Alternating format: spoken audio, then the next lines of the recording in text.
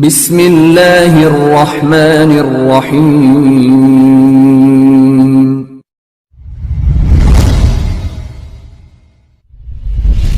सामईन किराम, सवाल ये है, ऐसा कपड़ा पहनकर नमाज पढ़ना जिसमें तस्वीर हो कैसा है? नमाज होगी या नहीं होगी? ये सवाल है।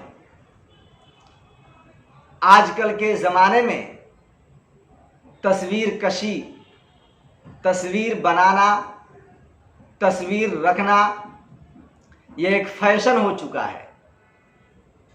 लोग बड़ी खुशी के साथ तस्वीर बनाते हैं और अपने घरों के अंदर रखते हैं।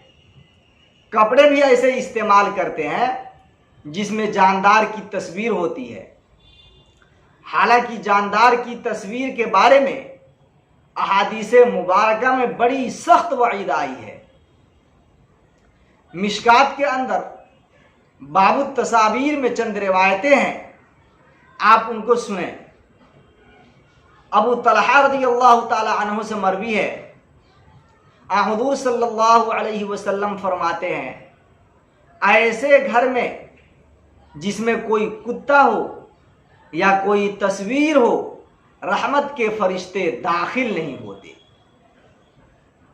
हज़रत अब्दुल्लाह बिन मसऊद रज़ियल्लाहु ताला अन्हु से मरवी है, हुज़ूर सल्लल्लाहु अलैहि वसल्लम फरमाते हैं, क़यामत के दिन जिन लोगों को सबसे ज़्यादा सख्त अज़ाब दिया जाएगा वो तस्वीर बनाने वाले हैं।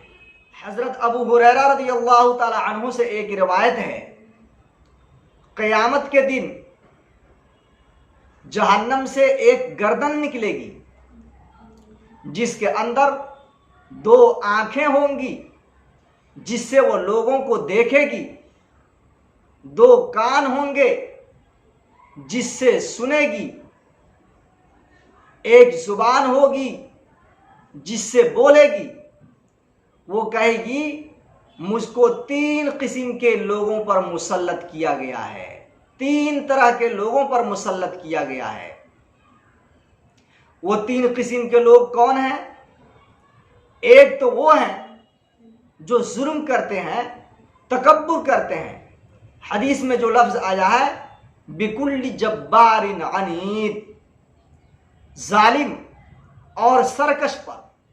दूसरी किस्म के लोग वो हैं जो अल्लाह ताला के साथ किसी चीज़ को शरीक ठहराते थे, अल्लाह ताला के साथ दूसरे को माबूद करार देते थे। वो गर्दन कहेगी, मुझे इनके बारे में भी हुक्म दिया गया है कि मैं इनको चुन लूँ, इनको उठाकर जहन्नम में फेंक दूँ।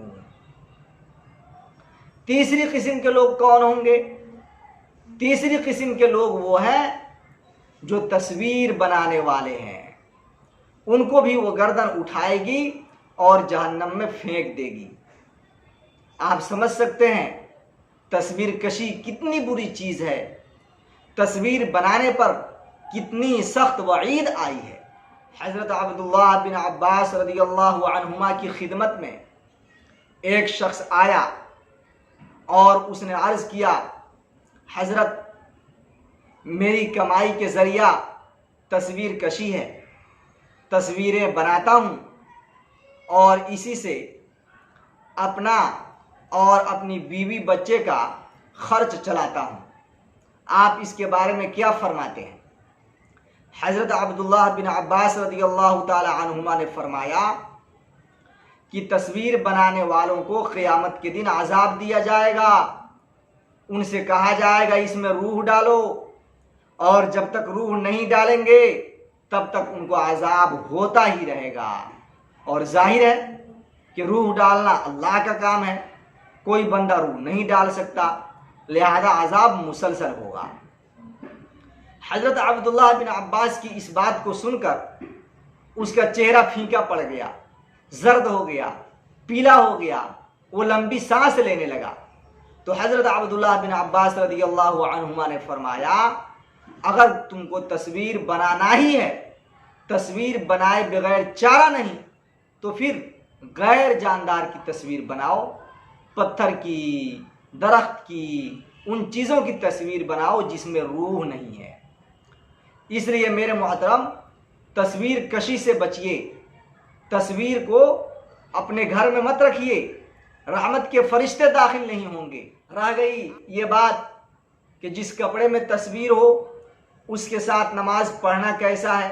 हाशियतुत तहतावी सफ़ा 362 पर यह इबारत मौजूद है, वयुकरहु अन यकून फौक़ रअसिह औ खल्फ़ औ बैन यदैहि औ बिहिदाइहि सूरतु हयवान लिअन्नहु युशबिहु इबादतहा व अशद्दुहा कराहतन अमामहु सुम्म फौक़हु सुम्म यमीनहु सुम्म यसारहु सुम्म खल्फ़हु। नमाजी के सामने दाएं, बाएं या ऊपर तस्वीर का होना मकरूह है और इस हालत में नमाज पढ़ना मकरूह है। इसी तरीके से फुक़हा लिखते हैं, ऐसा कपड़ा पहनकर नमाज पढ़ना जिसमें जानदार की तस्वीर हो, उस कपड़े में भी नमाज पढ़ना मकरूह है। इस ज़माने के लोग तस्वीर से परहेज़ नहीं करते। नमाज पढ़ने के लिए जब जाते हैं तो इस बात पर ध्यान नहीं देते कि कपड़ा कैसा है, उसमें तस्वीर है या तस्वीर नहीं है, बेएहतियाती के साथ नमाज पढ़ लेते हैं। मेरे मोहतरम, आप अपनी नमाज को क्यों ख़राब करते हैं? आप तस्वीर वाले कपड़े क्यों इस्तेमाल करते हैं? आप फाजिरों, फासिकों, ईसाइयों, यहूदियों, अंग्रेज़ों का लिबास क्यों पहनते हैं? आप इस्लामी लिबास पहने, बदन पर खमीस हो, चेहरे पर दाढ़ी हो, सर पर टोपी या इमामा हो। आप इस्लामी तहजीब को इख्तियार करें, इस्लामी शिआर को इख्तियार करें, गैरों के तौर तरीक़, गैरों की तहजीब और गैरों के लिबास से परहेज़ करें। जवाब का खुलासा ये हुआ, ऐसा कपड़ा जिसमें जानदार की तस्वीर हो, उस कपड़े में नमाज पढ़ना मकरूह है। इसी तरीके से नमाजी के सामने अगर जानदार की तस्वीर है या उसके बाएं जानिब है या दाएं जानिब है या ऊपर है, तो इस हालत में नमाज पढ़ना भी मकरूह है। अल्लाह ताला हम सबको इससे बचाए।